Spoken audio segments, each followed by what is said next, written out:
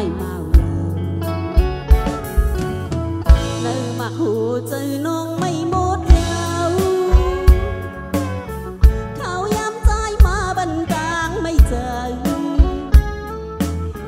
tam hạt trái yếm tráng mây nhìn nhau trái màu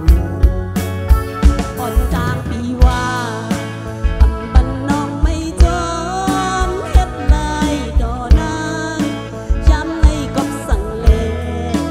chẳng nàng qua lùngบอกอันน้องปันไว้ใจนั้นโปใจสมว่ามีกาขัน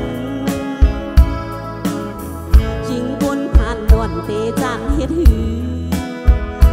ใจเมา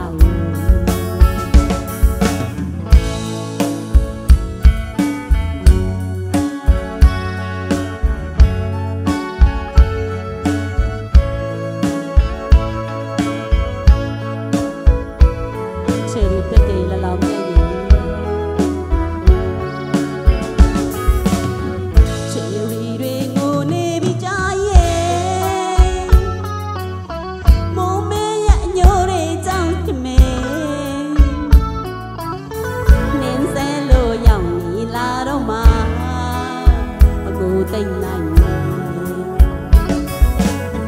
tàu già rồi ngô biên bị trái mù mi nhẹ nhô để trong cho mẹ mù nào lô hi mẹ la đâu mà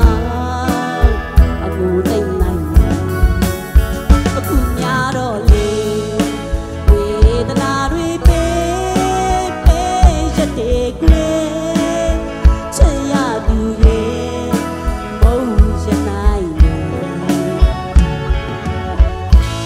mà ngu ni để trái mâu nuôi trong cho mẹ trái tiêu mẹ bèn là ga cho mà